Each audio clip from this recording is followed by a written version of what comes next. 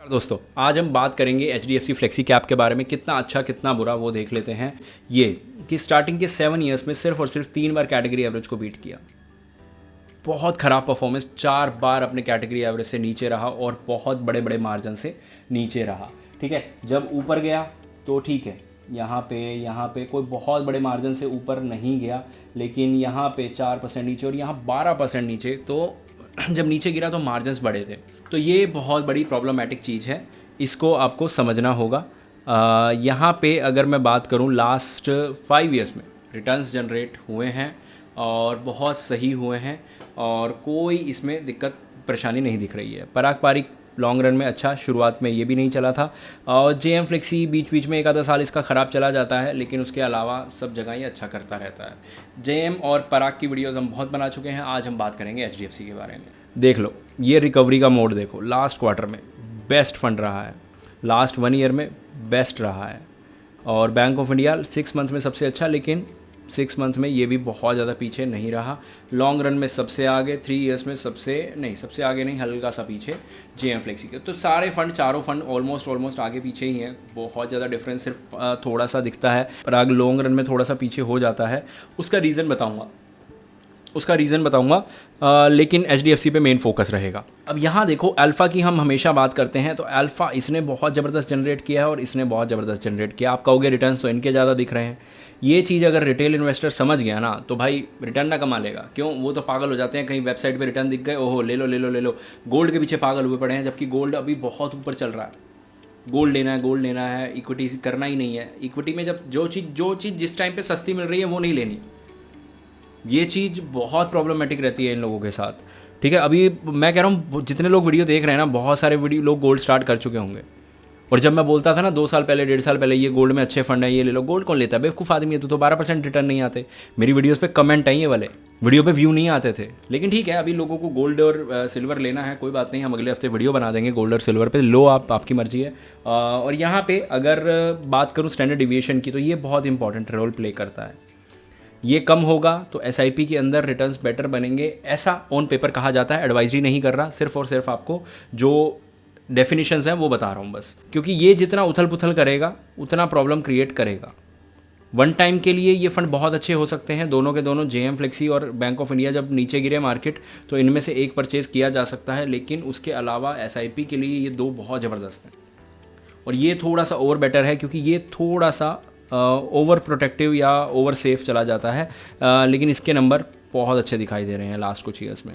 शुरू में financial, automobile, health care, इसमें पैसा है, कोई इसमें एक्स्ट्रा ऑर्डनरी या कुछ ऐसा अलग काम नहीं कर रहा है ये।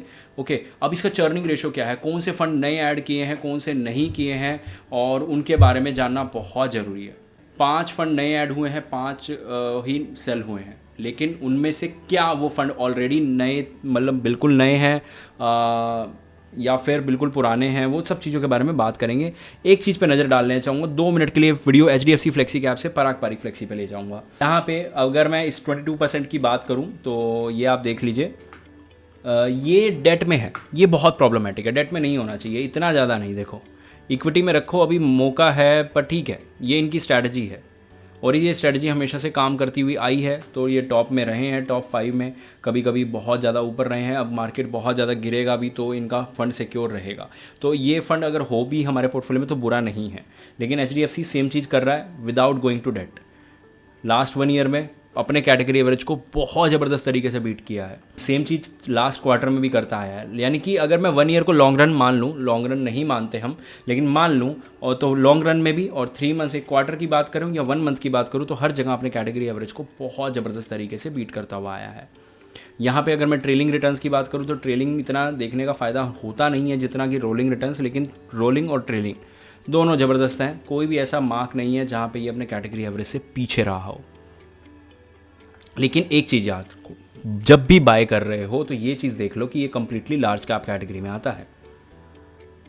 अदर में 10% आ जाता है, ठीक है। स्मॉल कैप सिर्फ और सिर्फ 10%, मिड कैप ऑलमोस्ट 4 या 5% के आसपास। और ये इतना उथल पुथल करते नहीं हैं। ये कैसे हमें पता लगता है? ये हमें पता लगता है कि नंबर ऑफ़ स्टॉक्स बहुत समय से 50 हैं, टॉप 10 में 51, और नीचे जो मैं हमेशा बात करता रहता हूँ कि सेक्टोरल बेशक चेंज हो जाए, लेकिन ये जो नए 5 फंड ऐड किए इन्होंने, Maruti Suzuki, Eicher motor, Hyundai motor, और ये देख लो एक ही सेक्टर के ऑटोमोबाइल सेक्टर में। ये चीज़ें हमें, छोटी छोटी चीज़ें हमें बताती हैं कि किस सेक्टर में पैसा बन सकता है। और अब हम ऑटोमोबाइल की बात करें कि अपॉर्चुनिटी आई हुई है, ये सेक्टर में बहुत अच्छी अपॉर्चुनिटी है, तो हमारे म्यूचुअल फंड ने, हमारे मतलब अगर HDFC मेरे पास है तो मुझे तसल्ली होगी कि बाय कर लिया भाई इसने। लास्ट मंथ की वैल्यू ये थी, अच्छी खासी वैल्यूज़ थी, तो बहुत ज़्यादा लंबी चौड़ी बाइंग नहीं हुई है कहीं पे भी, लेकिन फिर भी ठीक है, बढ़िया है। 5 स्टॉक बिल्कुल ही इन्होंने जो सेल किए हैं वो भी सिर्फ और सिर्फ एक ये 303 करोड़ का हल्का सा ज़्यादा है, लेकिन वो भी 5% भी सेलिंग नहीं है टोटल इस पूरे प्राइस पॉइंट की।